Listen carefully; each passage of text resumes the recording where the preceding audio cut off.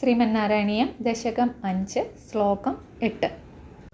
ശബ്ദാദ്യോമ തത സസർജിത വിഭോ സ്പർശം തതോ മാരുതം തസ്മാദ്രൂപമതോ മഹോധചരസം തോയം ച ഗന്ധം മഹീം. ഏവം മാധവ പൂർവപൂർവകലനാദ്യാദ്യാദ്യധർമാന്വിതം ഭൂതഗ്രാമമിമം ത്വമേവ ഭഗവൻ പ്രാകാശയസ്താമസാത്.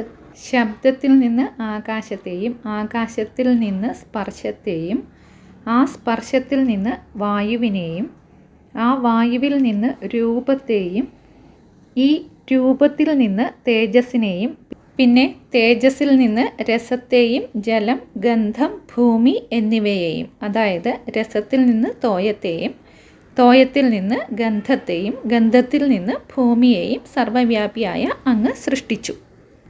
മാധവ, ഇങ്ങനെ മുൻപുണ്ടായവയുടെ സംബന്ധം ഹേതുവായിട്ട് ആദ്യമാദ്യം ഉണ്ടായ ധർമ്മങ്ങളോട് കൂടിയ ഈ ഭൂത സമൂഹത്തെ ഭഗവാനെ അവിടുന്ന് തന്നെ താമസാഹങ്കാരത്തിൽ നിന്നും പ്രകാശിപ്പിച്ചു.